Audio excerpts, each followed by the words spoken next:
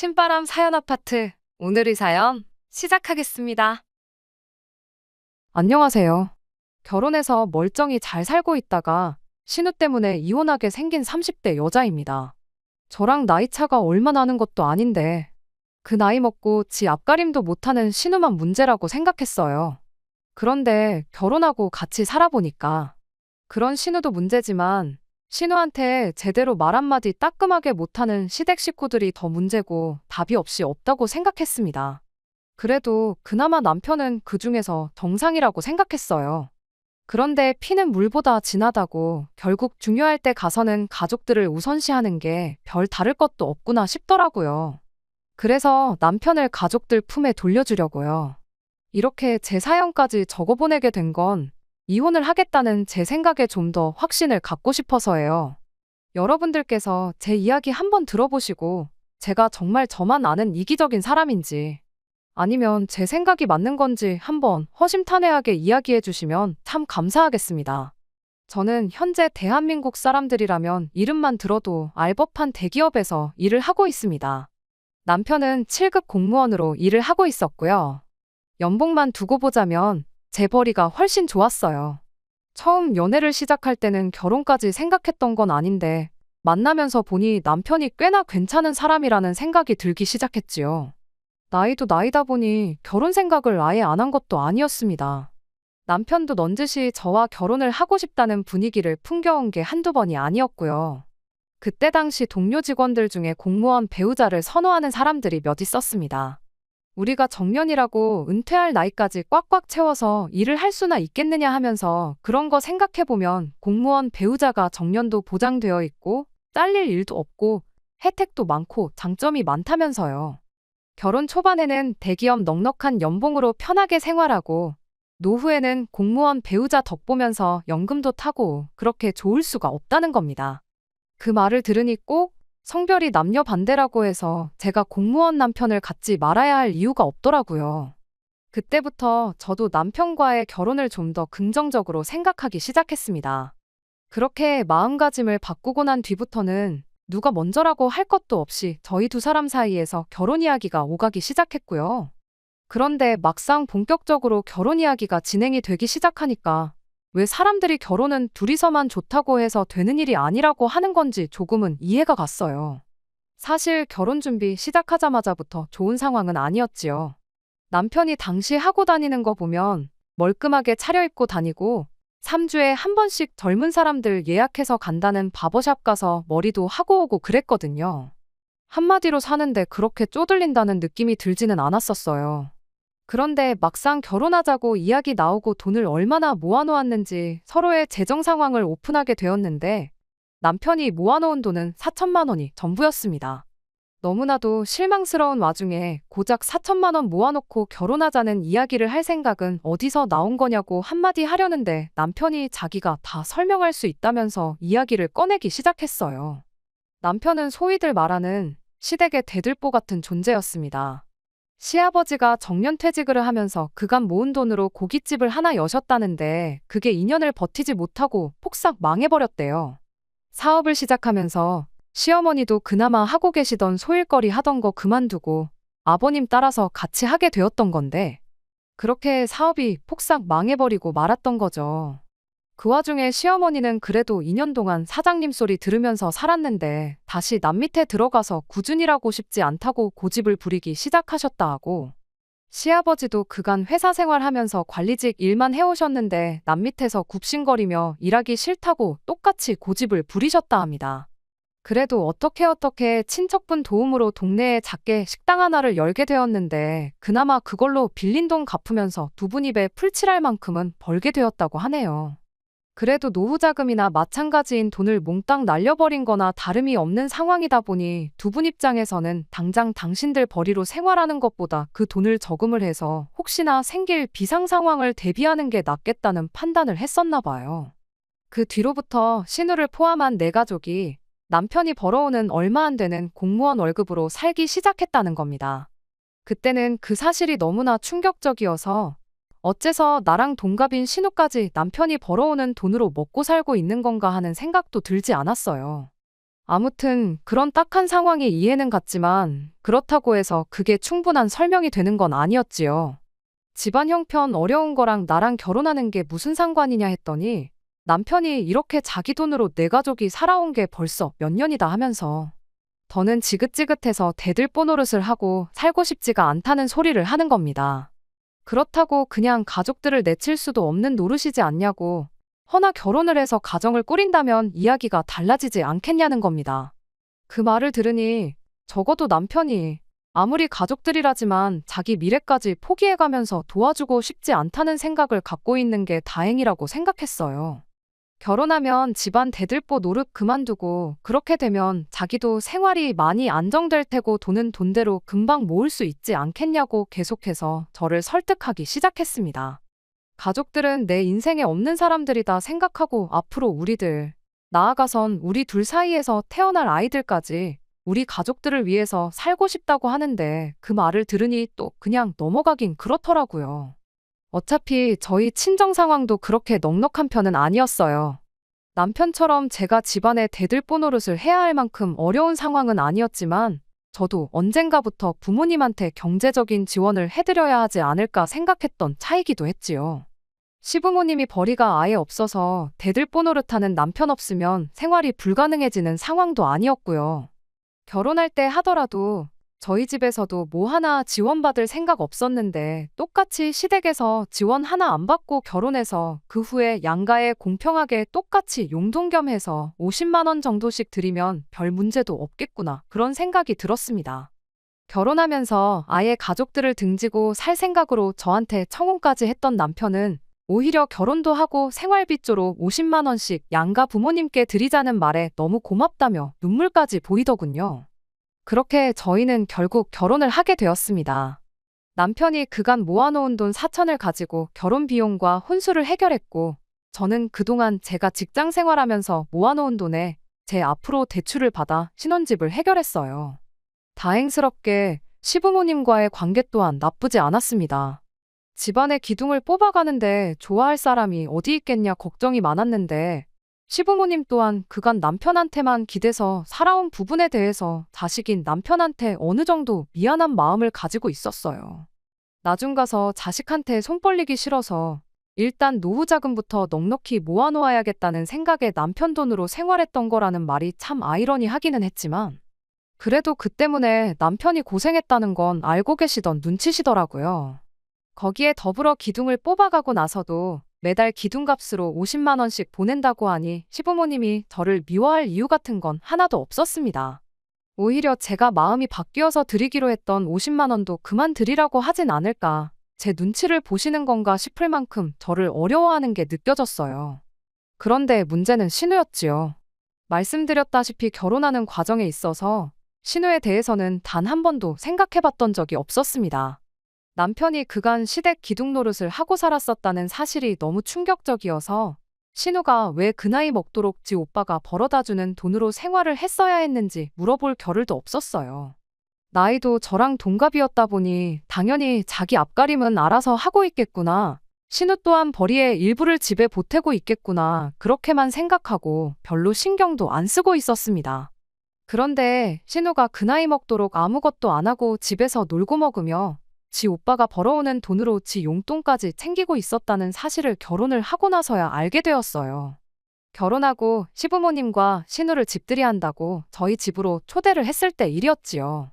한참 맛있는 거 먹으면서 분위기가 좋은 와중에 신우가 그 누구의 눈치도 보지 않고 당당하게 남편한테 맡겨놓은 돈 찾아가듯이 대놓고 물어보더라고요. 25일로부터 벌써 열흘이나 지났는데 아직도 자기 용돈을 안 보내줬다고, 자기 이번 달 용돈은 왜 안 주냐면서요. 그동안 톡을 보내도 싶고 전화를 해도 안 받고 그래서 직접 얼굴 보고 이야기해야겠다 싶어서 그날 물어본다고 하는 게 뻔뻔한 걸 떠나서 눈치도 없고 생각도 없는 사람이구나 하는 생각이 들었습니다. 남편도 신우가 제 앞에서 직접 용돈 이야기를 꺼낼 줄은 몰랐는지 엄청 당황한 표정으로 대답을 못하고 있었어요. 그러다가 결국 이제 더 이상 용돈은 못 주니까 너도 알바를 구하던지 직장을 구하던지 해서 필요한 돈은 직접 벌어서 쓰라고 한마디 하더라고요. 그랬더니 신우가 갑자기 미친 사람처럼 말도 없이 돈을 끊어버리면 어떡하냐고 고래고래 소리를 질러대며 난리버거지를 치더라고요.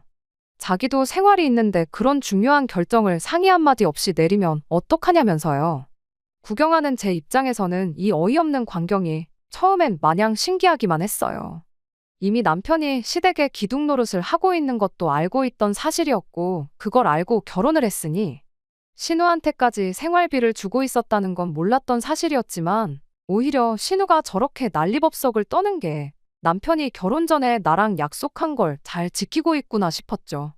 34 나이 먹고 직장도 없이 부모님 돈도 아니고 지 오빠 돈으로 사는 사람도 있다는 게 새삼 신기할 따름이었죠. 남편이 신우한테 이젠 네 앞가림은 네가 스스로 해야지 않겠냐고 한마디 하는 말에 신우가 비명에 가까운 괴성을 빽 지르면서 바닥에 드러누워 발을 동동 구르는 장면이 그저 재미있을 뿐이었지요. 시부모님도 나서서 남편 말에 힘을 실어주셨지요. 네 나이가 몇인데 언제까지 가족들한테 신세만 질 생각이냐며 부끄러운 줄 알라고 한마디 보태면서요. 신우가 저보다 나이가 몇 살이나마 더 어렸더라면 그냥 언니가 동생 도와주는 기분으로 그냥 그 자리에서 돈 10만 원 정도 쥐어줬을 수도 있어요. 그런데 저랑 나이도 똑같은데 그런 오지랖도 부릴 필요 없겠다 싶어서 가만히 있었습니다. 신우도 앞만 졸라봐야 뭐 바뀌는 건 없겠구나 싶었는지 몇 분 정도 혼자 땡깡만 부리다가 그러다 말더라고요. 그러면서 여기 있기 싫다고 먼저 집에 가겠다며 자리에서 일어나는데 나가면서 제가 아주 미워 죽겠다는 표정을 하고 저를 노려보면서 나가더라고요. 그 표정이 마치 너 때문에 내 돈줄이 끊겼다 하는 원망 가득한 표정처럼 느껴졌어요. 아무튼 상황이 어이없긴 했지만 결과적으로는 저희가 원하는 대로 문제가 해결되어 별일 없겠구나 싶었고 하나의 해프닝 정도로 넘어가겠거니 생각했습니다. 그런데 그건 저희 크나큰 오산이었어요. 신우와의 첫 단추가 어긋난 만큼 신우가 저희랑 왕래를 하면서 지내는 일은 없었습니다. 그렇다고 저희 또한 억지로 신우랑 잘 지내보겠다고 노력할 필요가 없었기에 그냥 모르는 척 지냈지요. 그런데 그나마 신경이라도 썼어야 했나 싶을 만큼 큰 사건이 터져버리고 말았어요. 하루는 시부모님이 어떡하냐면서 신우까지 데리고 저희 집에 찾아온 적이 있었습니다. 생활비 끊는다고 통보한 그날 온갖 가지 행패를 부리며 난리법석을 떨던 모습과는 다르게 신우는 저희 집에 들어오자마자 혼자 구석에 조용히 찌그러져 앉아서는 고개만 숙인 채 아무 말도 못하고 있었어요. 자초지종을 듣지도 않았는데도 신우 때문에 무슨 큰일이 나도 났구나 싶은 생각이 대번에 들었어요. 아니나 다를까 시부모님이 상황 설명을 해주는데 정말 무슨 대답을 해줘야 할지 생각도 안 날 만큼 어이가 없는 일이었습니다. 그간 신우가 당장 쓸 돈이 없으니까 대출을 받아서 자기 생활비를 충당했다는 거예요. 그런데 직장도 보증서 줄 사람도 없는 신우가 무슨 방법으로 돈을 빌렸겠나요? 인터넷 보니까 묻지도 따지지도 않고 돈부터 빌려준다는 데가 있어서 거기서 돈을 빌렸다는 겁니다. 그게 그 뉴스로만 접했던 불법 대출이었던 건 신우도 나중 가서 알게 되었다고 하고요. 처음에는 그쪽에서도 신우에 대한 신용이 없으니까 소액만 빌려주겠다고 했답니다. 그렇게 신우가 50만 원을 처음 빌렸고 하루에 10,000원씩 갚아나가는 걸로 이야기가 되었다고 해요. 신우 입장에서는 하루 10,000원이면 못 갚을 것도 없다 생각했고 일단 급한 생활비부터 마련하고 물류센터 같은 데서 일당 주는 일 몇 번 나갔다 오면 되겠구나 하는 생각이었답니다. 실제로 신우는 그 돈으로 한 달을 버티면서 4일 정도 일을 다녀왔다고 해요. 그렇게 한 40만 원쯤 갚았을까 그쪽에서 신우한테 따로 연락을 해왔다고 합니다. 이렇게 매일매일 하루도 안 밀리고 성실하게 돈 갚는 사람은 신우가 처음이라며 신용이 생긴 만큼 추가 대출을 해줄 수 있다고요. 액수는 300만 원 정도고 똑같이 하루에 10,000원씩만 갚으면 된다고 했답니다. 그때쯤 신우 친구들이 해외여행을 다녀온 애 만에 이야기가 나오던 때였는데 그거 같이 다녀오고 싶어서 신우가 앞뒤 생각 안 하고 추가로 돈을 또 빌렸다고 하더라고요. 시부모님은 그래도 신우가 이따금씩 일용직이라도 일을 나가서 돈을 벌어오는 걸 보고 불법 대출에 손을 댔다고는 상상도 못하고 오히려 인생 처음으로 자기 앞가림을 하고 있는 신우가 대견스럽기까지 했다네요. 아무튼 그렇게 신우는 해외여행까지 다녀오게 되었는데 문제는 그 불법 대출을 하는 사람들이 신우한테 하루에 10,000원씩 받자고 돈을 빌려줬던 게 아니었다는 데 있었지요. 그쪽에서 지난달부터 신우한테 독촉 전화를 해대기 시작했다는 겁니다. 신우가 매일같이 갚고 있는데 뭐가 문제냐고 따졌는데 그쪽에서 그건 우리가 돈을 빌려준 대여료지, 원금이랑 이자는 포함되지도 않은 돈이라는 말도 안 되는 소리를 했다는 거예요. 하루에 10,000원씩 갚아나가는, 어떻게 보면 급전이 필요했던 신우한테 몹시 합리적인 것처럼 보였던 상환 방법이 실은 이자랑 원금하고는 전혀 상관없이 그냥 매일같이 버리는 돈이었다는 거죠. 신우 딴에는 50만 원 처음 빌렸을 때 그렇게 하루에 10,000원씩 갚아서 50일이면 끝나는 거라 생각했는데 그게 아니었던 거예요. 그런데 그 돈을 다 갚기도 전에 300만 원을 추가로 또 빌리기까지 했으니 그렇게 신우도 모르는 사이에 매일같이 말도 안 되는 비율로 이자가 불어나 신우가 갚아야 할 돈이 반년 사이에 2천만 원에 달하게 되었던 겁니다. 그쪽에서는 이제 하루에 10,000원씩 받아가지고는 안 되겠다며 신우한테 빨랑 내 돈 갚으라고 독촉을 하기 시작했다는 거예요. 신우가 어떻게든 자기 선에서 해결해 보려고 그 뒤로부터는 일용직도 매일 나가기 시작했지만 하루에 10만 원 조금 넘게 벌어서 그 돈을 갚아도 오히려 갚을 돈이 하루가 다르게 늘어나기만 하는 상황이 돼버렸던 거고요. 결국 혼자 힘으로는 해결이 불가능하겠다고 판단한 신우가 시부모님한테 도와달라고 이야기를 했는데 그때는 이미 신우가 혼자 힘으로 500만 원을 갚았음에도 불구하고 갚아야 할 돈이 2,500만 원으로 더 늘어버린 상황이었어요. 시부모님도 당신들 선에서 어떻게 해결이 안 되겠으니 저희한테 도와달라고 찾아오셨던 거였죠. 남편도 저도 그런 말도 안 되는 대출이 어디 있냐고, 딱 봐도 불법인데 안 갚으면 그만이라고.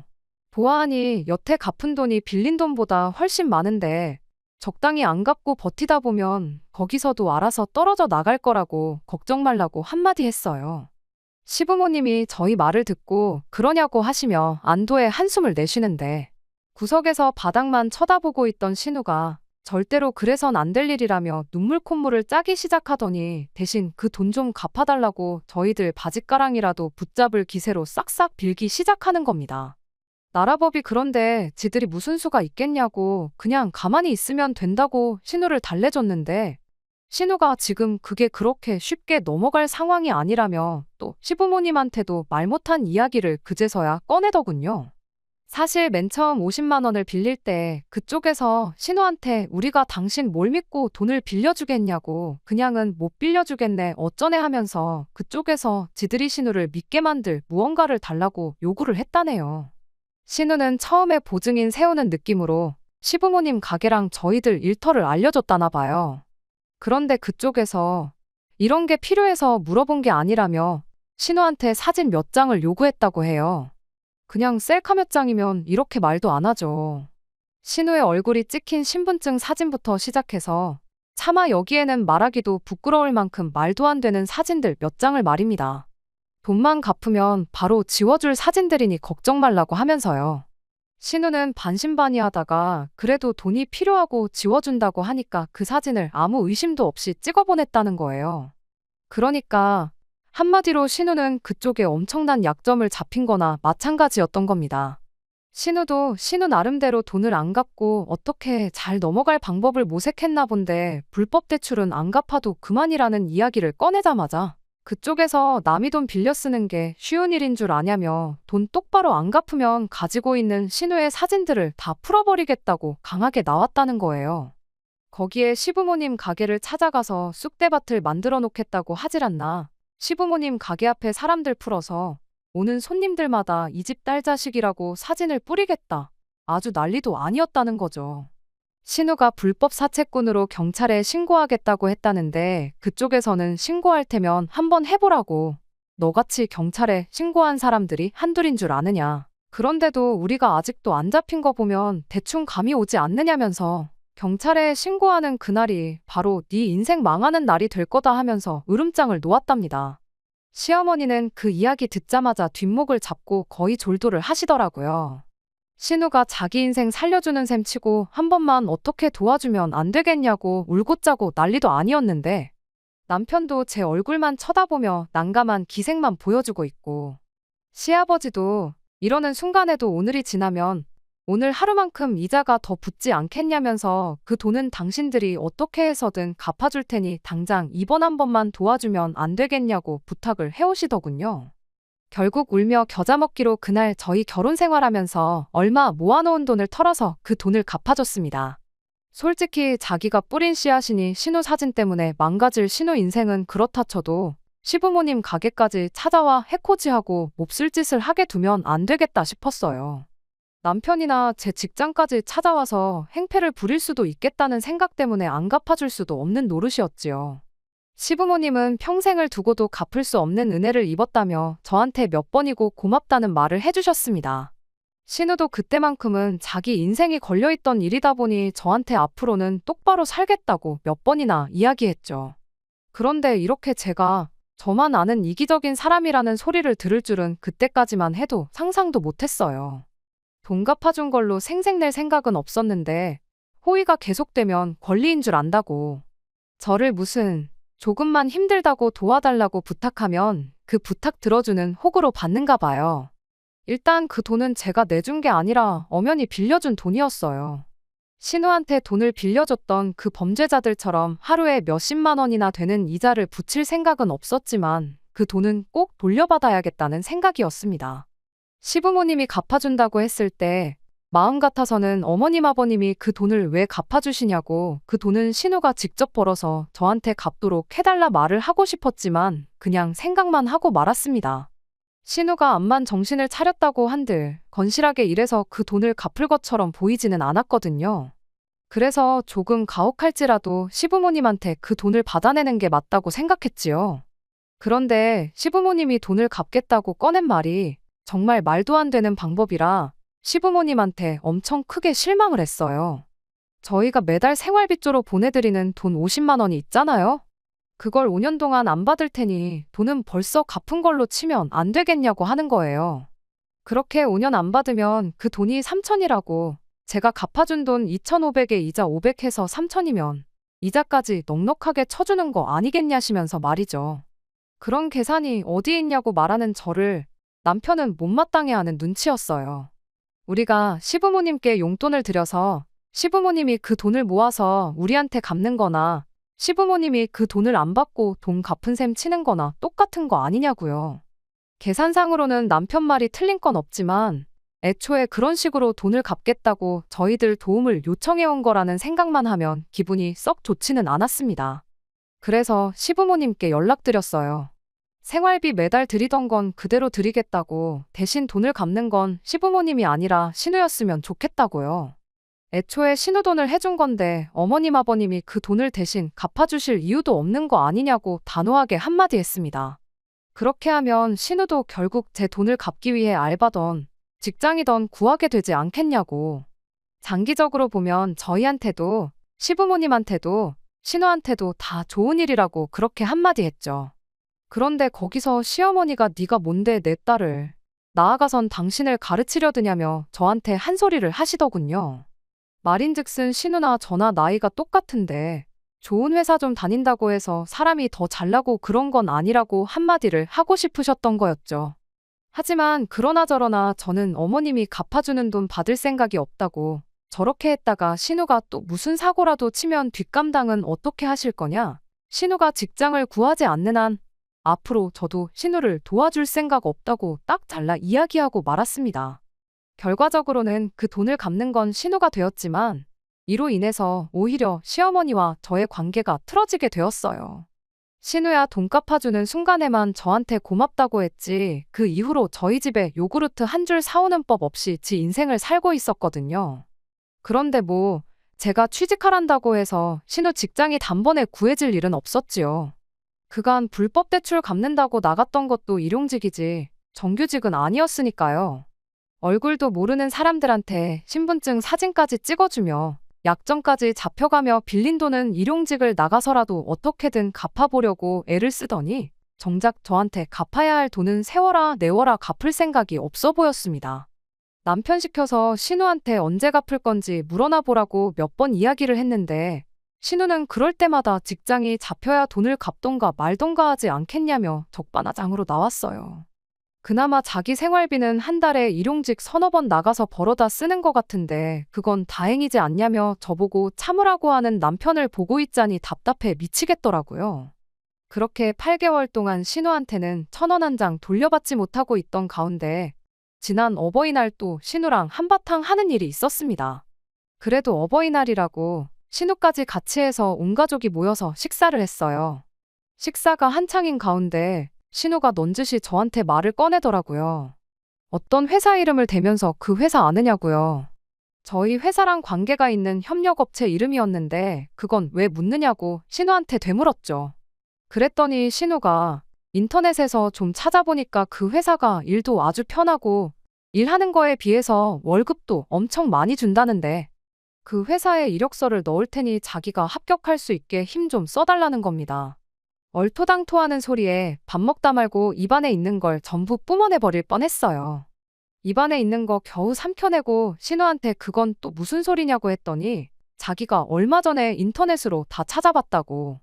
그 회사가 저희 회사가 주는 일감 때문에 굴러가는 거나 마찬가지라고요. 말인즉슨 저희 회사가 원청이나 다름없으니 제가 입김 좀 넣어주면 그 회사에서 자기를 채용하지 않겠냐는 말도 안 되는 소리를 하고 있는 겁니다. 그게 가당키나 한 소리냐고, 설마 진심으로 그게 그렇게 될 줄 알고 나한테 물어보는 거냐 따졌더니 신우가 저한테 대기업 다닌다고 기대했더니 별것도 없네 하면서 저를 무시하는 듯한 발언을 하는 겁니다. 그 와중에 시어머니가 신우 말에 한마디 보태더군요. 그래도 해보지도 않고 당장에 안 된다고 하는 건 조금 성의가 없지 않냐면서요. 그리고 혹시 아냐고 그렇게 해서 신우가 그 회사에 취직만 한다면 네 돈 갚아주는 것도 시간 문제 아니겠냐고 한마디 하는데 저게 진심으로 하는 소리인가 아니면 빈정거리는 건가 구분도 가지 않았어요. 그건 말도 안 되는 소리라고 당장 제가 아니라 우리 회사 사장님이 아니 그룹 회장님이 부탁해도 그 회사에 신우가 취직되는 일은 없을 거라고 한마디 딱 잘라 말했죠. 신우가 관련 업계에서 경력이 있고 능력을 인정받고 있는 에이스일지라도 직접 스카웃 제안을 받으면 받았지. 요즘 세상에 그런 식으로 청탁받았다가 걸리면 회사 운영에 문제가 생길 만큼 큰일인 거 모르시냐고 그런 식으로 꼼수 부리고 나한테 말도 안 되는 부탁할 시간 있으면 그 시간에 이력서의 맞춤법이나 똑바로 확인하라고 한마디 해주고 말았죠. 그랬더니 그날 남편이 가족들 앞에서 뭐 말을 그렇게까지 할 수가 있냐고. 결국에 가서는 지 가족들 편을 들기 시작하는 겁니다. 그래서 남편한테 한마디 해줬어요. 나한테 그러지 말고 당신이야말로 공무원 연줄로 신우 취직 자리나 어떻게 알아보라고요. 그랬더니 그래도 자기가 공직에 있는 사람인데 괜히 그랬다가 걸리면 골치 아프다며 한 발 빼는 걸 보니 어이가 다 없었습니다. 나라고 뭐 얼마나 철밥통이라서 일개 직원이 협력업체에 전화해서 인사청탁을 하고 회사 운영에 관여할 수 있겠냐고요. 신우 문제 때문에 시부모님은 물론이고 남편과도 다툼이 생기게 되니 이게 다 무슨 일인가 싶었어요. 그래도 제가 신우한테 따로 빚독촉을 했던 것도 아니고 결과적으로는 신우가 직장을 구하기만 한다면 모든 게 원상복귀되고 지금은 제가 냉정해 보일지라도 나중에 가선 시부모님 또한 저한테 고맙다고 할 날이 찾아오리라 그렇게 믿고 있었습니다. 그런데 얼마 전 일로 결국 저는 이 집구석과는 더는 함께 할 수 없겠다는 생각을 갖게 되었고 그렇게 이혼까지 결심하게 되는 일이 생겼습니다. 얼마 전 시부모님이 또 한 번 신우를 데리고 저희 집에 찾아왔어요. 지난번 일로 시부모님이 신우까지 대동해서 저희 집에 찾아오기만 하면 좋은 일이 없다는 걸 알았기 때문에 그날 다른 것보다 오늘은 또 무슨 일로 사람 속을 뒤집어 놓을까 싶어 심란하기만 했습니다. 아니나 다를까 시부모님이 신우가 드디어 자립할 결심을 한 것 같다며 창업자금 7천만 원이 필요하니 그 돈을 좀 융통해달라고 말을 꺼내더라고요. 저는 말을 끝까지 들을 것도 없이 싫다고 거절을 했어요. 저희가 뭐 도깨비방망이도 아니고 금 나와라 뚝딱 한다고 금이 나오는 게 아니라고. 맡긴 돈 찾아가듯이 대뜸 돈을 해달란다고 해서 저희가 해줘야 할 이유가 없는 것 같다고 그렇게 말했죠. 그랬더니 시어머니가 무슨 사업을 할 건지 들어보지도 않고 대번에 거절을 할 수가 있냐며 서운하다는 겁니다. 창업자금이 7천만 원이라고 하니 뭐 소자본 창업 체인점 같은 거 하겠거니 싶었는데 아니나 다를까 목 좋은 곳 찾아서 무인 아이스크림 가게를 하나 열 생각이라고 하네요. 무인이라고 해서 물론 일을 아예 안 하는 건 아니겠지만 끝까지 지가 직접 일해서 돈 벌 생각은 안 하는 신우도 참 대단하다 싶었죠. 그리고 그걸 해주겠다고 아들내외 찾아와서 돈 좀 해달라는 시부모님도 참 대단하다 싶었고요. 저는 당연히 그 돈을 빌려줄 생각은 없다고 딱 잘라 거절을 했습니다. 그랬더니 또 신우가 한마디 하더군요. 대기업 다니면서 돈 좀 번다고 유세 부리지 말라고요. 7천만 원이 뭐 얼마나 큰 돈이라고 생색을 내느냐며 한 소리 하길래 신우한테 7천만 원이 그렇게 우스우면 나한테 빌려달라고 하지 말고 직접 벌어서 모아가지고 가게 차리면 되는 거 아니냐고 한마디 했죠. 그리고 아직 나한테 2,500만 원 빚이 있는 거 기억 안 나냐고 그 우습다는 돈의 절반도 안 되는 돈인데 여지껏 1,000원 한 장 나한테 갚은 거 없지 않냐고도 한마디 해줬네요. 신우랑 제 분위기가 심상치 않아지자 시어머니가 제 눈치를 보면서 신우를 뜯어말리더니 그래도 상황이 이런데 또 한 번 돈 좀 빌려줄 수 없느냐고. 이야기 들어보니 그렇게 가게 차리면 달에 100만 원은 들어온다더라고. 실은 그 돈은 고스란히 저한테 주고 신우는 신우대로 또 직장을 구하게 할 생각이랍니다. 신우가 시어머니 말이 끝나기 무섭게 흠칫 놀라는 꼴을 보니 가게 차리고 자기는 따로 가게 관리하면서 일까지 하게 될 줄은 생각도 못했는가 봐요. 그리고 그 꼴을 보아하니 창업을 하겠다는 아이디어 또한 신우 머리에서 나온 게 아니고 시어머니가 백방으로 알아봤구나 싶은 게 안 봐도 비디오였습니다. 무인점포 차려서 편하게 돈 벌어서 살 생각이었나 본데 실상은 그게 아닌 것 같으니 신우도 가게 차리는 일에 흥미가 떨어졌는지 아니면 알량한 자존심 때문에 그런 건지는 모르지만 저한테 네 생색내는 꼴이 보기 싫어서라도 그 돈 너한테 안 빌린다 한마디 하고는 시부모님 데리고 자리에서 일어나더군요. 현관문 열고 집을 나서는 신우 뒤통수에다 대고 한마디 해줬어요. 그래도 또 불법 사채는 쓰지 말라고요. 지난번에는 상황이 그래서 도와줬지만 두 번은 없다고 그때 가선 진짜로 인생 종칠지도 모르니까 부디 조심하고 돈 빌리기 전에 생각 한 번 더 해보라고 한마디 해줬죠.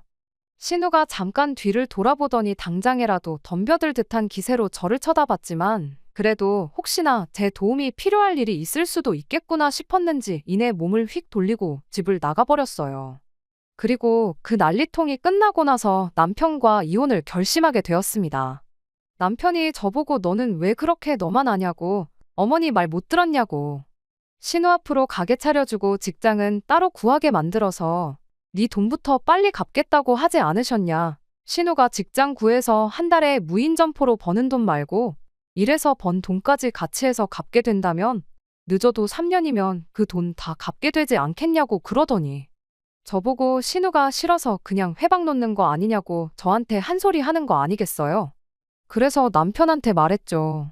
당신은 평생을 신우를 알고 지냈으면서 동생을 그렇게 모르냐고요.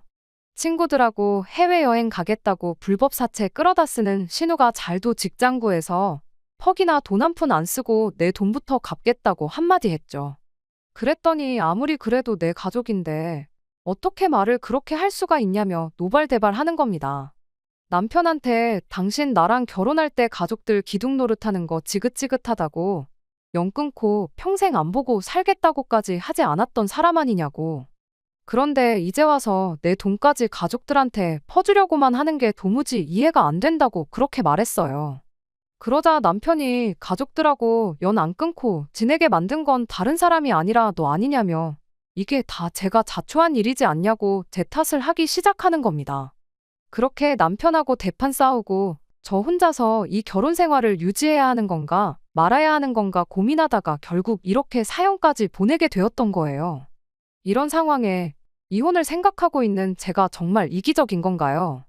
저는 이렇게 혼자 마음고생하느니 차라리 이혼하고 맘 편하게 혼자 사는 게 훨씬 낫겠다는 생각뿐이에요. 남편 말처럼 이 상황을 제가 만든 거나 마찬가지니 제가 책임져야 하는 건지 정말 고민이 됩니다. 어떤 의견이든 달게 받을 테니 제가 어떻게 하면 좋을지 허심탄회하게 이야기해 주시면 참 감사하겠습니다. 안녕하세요. 결론부터 말하자면 남편과는 결국 이혼을 했습니다. 남의 집 기둥은 뽑아오는 게 아니라는데 기둥값이라고 50만 원씩 주면 끝날 일이라고 생각했던 제 잘못이지요. 아무튼 남편한테는 생각이 정리되자마자 이혼하자고 이야기 꺼냈어요. 더 이상 내 돈으로 신우한테 뭐 해줄 생각도 없는데 당신은 그런 내가 너무하다고만 하니 가족들한테 뽑아온 기둥부터 돌려줘야겠다고 했죠. 그랬더니 대번에 힘들어하는 가족을 도와주기 싫어서 이혼하자고 하는 냉혈하는 세상에 너밖에 없을 거라면서 악다구니를 쓰더라고요. 이게 내 동생, 내 가족이 아니라 너네 가족한테 일어난 일이면 똑같이 그럴 거냐고 역지사지로 생각 한번 해보라고 저를 가르치려 드는 거 아니겠어요? 그래서 남편한테 이렇게 말했어요. 내 가족이면 당신이 반대해도 당연히 도와줬을 거라고요. 그러니까 신우를 도와줄 거면 당신이 당신 돈으로 도와주면 되는 거 아니냐고 그렇게 할 수 있게 해주려고 이혼하자고 하는 거니 원망하지 말고 나한테 고마워하라고 했어요. 그리고 내 가족 중에는 푼돈 얼마 필요하다고 불법 대출까지 받는 그런 머저리는 없고 그 나이 처먹고 일도 안 하고 가족들이 뼈 빠지게 벌어놓은 돈으로 편하게 살려는 거머리도 없다고 기분 나쁘게 네 동생하고 내 가족들을 동일선상에 놓지 말라고 한마디 해줬습니다. 그랬더니 또 그 말에는 아무 말도 못하더라고요. 얼이 빠져서 무슨 말을 해야 할지 우물거리기만 하는 남편한테 또 한마디 해줬어요. 신우가 나한테 갚을 돈은 아무리 생각해도 돌려받을 길이 없을 것 같다고 그러니까 그건 당신 돈으로 갚아달라고 했어요. 그랬더니 남편이 왜 그 돈을 나한테 달라고 하냐고 길길이 날뛰더군요. 바로 1분 전까지 내가 자기라면 가족들을 당연히 도와줬을 거라고 하지 않았냐고 신우가 나한테 갚을 돈 또한 엄연히 빚인데 왜 그건 갚기 싫다고 그러는 거냐고 이해가 안 간다고 했죠. 그리고 크게 걱정하지 말라고 신우 돈 갚아준 것 중에 당신 월급으로 저축한 돈도 있으니 내가 특별히 500만 원은 깎아주겠다고 했습니다. 그리고 그 이후로 오늘까지 당신 돈으로 저축한 돈이 또 넉넉 잡아 500만 원은 될 테고 여지껏 집에 남아있는 대출 갚을 때 들어간 돈 또한 500만 원은 될 것 같으니 총 1,500만 원 깎아서 1,000만 원만 갚으라고 했어요. 그러면 당신 돈은 다 돌려준 거나 마찬가지니 재산 분할이고 뭐고 할 것도 없이 이혼 서류에 도장만 찍어주고 당신은 결혼할 때 싸들고 온 짐 그대로 싸들고 돌아가면 되는 거니 복잡할 것도 없고 편하지 않냐고요. 그랬더니 남편이 태도를 달리하더니 그래도 이혼까지 하는 건 좀 그렇지 않냐면서 일단 신우한테 돈을 해주기로 한 건 없던 일로 하고 어떻게든 신우가 돈을 빨리 갚을 수 있도록 부모님하고 이야기를 해보겠다고 말을 꺼내더라고요. 그래서 그럴 거 없다고 했어요. 그냥 깔끔하게 이혼하자고요. 꼴을 보아하니 앞으로도 이런 일로 시댁과 부딪힐 일이 계속 있을 것 같고 당신은 그때마다 옛날 버릇 못 버리고 집안 대들보 노릇을 하려고 들 게 뻔한데 그때 가서 또 이혼이니 어쩌니 하는 것보다 지금 하는 게 훨씬 낫지 않겠냐고 했죠. 그게 싫으면 그냥 이혼 소송 한번 해보자고 법원이 누구 편을 들어줄지는 안 봐도 뻔하지만 납득이 안 되면 법대로 하는 게 맞지 않겠냐고 했더니 그제서야 남편이 순순히 물러나더군요. 나중에 가선 시부모님이 저희 집까지 찾아와서 신우가 당신들 자식이니만큼 당신들 선에서 어떻게든 알아서 해보겠다고 당신들 얼굴 봐서 한 번만 참아달라고 이야기까지 하고 갔어요. 그때 신우까지 찾아와서 괜히 멀쩡히 잘 사는 저희들을 파탄내서 미안하다고 사과하고 진짜로 직장을 구해서 어떻게든 내 돈부터 갚을 테니 다시 생각해달라 말했다면 아마 다시 생각해봤을 수도 있었을 텐데 신우는 끝까지 자기 자존심이 소중했는지 코빼기도 보이지 않았고 결국 그렇게 남편과는 이혼을 하게 되었습니다. 결혼 전 가족까지 내치면서 가족들 기둥 노릇은 졸업하겠다던 남편 말 하나만 믿고 결혼한 제 잘못이 가장 크겠지요. 그것도 모자라 가족들을 등지면서까지 결혼할 게 뭐가 있냐며 어떻게든 가족들과 잘 지내보려고 중간에서 고군분투했던 게 저였으니 남편 말 맞다나 이 이혼에 있어서 제 책임이 아예 없다고 할 수는 없겠습니다. 막상 남편은 다시 가족들 기둥 노릇을 하면서 살고 싶지는 않았는지 이혼하고 나서는 아예 독립해서 시가족들하고 따로 지내고 있는 것 같은데 그 꼴을 보니 언행일치도 안 되는 인간하고 더 늦지 않게 이혼한 게 그나마 제가 잘한 일이 아닐까 싶어 그나마 그건 위안이 되는 것 같네요. 끝까지 들어주셔서 감사합니다. 오늘의 사연은 여기까지입니다. 구독과 좋아요, 알람 설정 부탁드리고 더 좋은 사연으로 다시 찾아뵙겠습니다. 감사합니다.